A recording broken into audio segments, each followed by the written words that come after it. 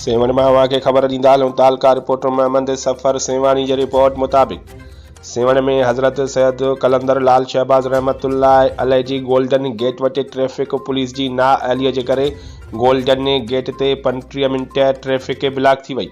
Golden gate ते मुक़ररु traffic police जा अहलकार उगूर निंड में सुतल।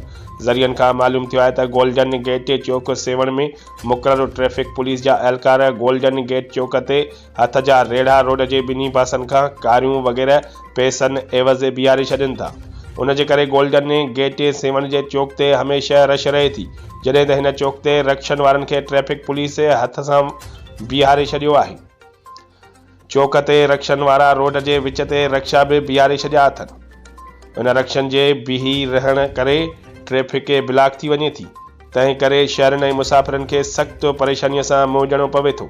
सेवण शहर जे रहवासियुनि एसएसपी जामचोरो खां मुतालबो कयो आहे त ट्रैफ़िक पुलिस जे अमलदारनि ख़िलाफ़ नोटिस वठी ज़ाइरीन ऐं शहरनि जो मसइलो हल कयो वञे।